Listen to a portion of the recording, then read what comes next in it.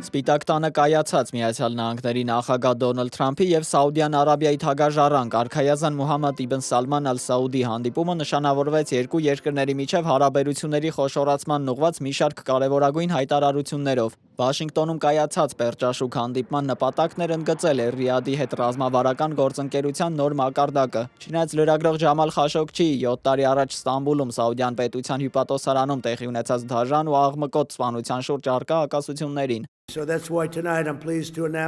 Այսօր երեկոյան ես ուրախ եմ հայտարարել, որ մենք մեր ռազմական համագործակցությունը հասցնում ենք ավելի բարձր մակարդակի, Սաուդյան Արաբիային պաշտոնապես տրամադրելով ՆԱՏՕ-ի անդամ չհանդիսացող հիմնական դաշնակցի կարգավիճակ, ինչը շատ կարևոր է նրանց համար։ ԱՄՆ-ի և Սաուդյան Արաբիայի նոր դաշնակցային կարգավիճակն ամրապնդվեց ռազմավարական պաշտպանական համաձայնագրի ստորագրմամբ և թագավորությանը F-35 կործանիչներ վաճառելու պատմական որոշմամբ։ Տնտեսական ոլորտում Սաուդյան Արաբիան պարտավորվեց Միացյալ Նահանգներում իր ներդրումների ծավալը հասցնել $1 տրիլիոն,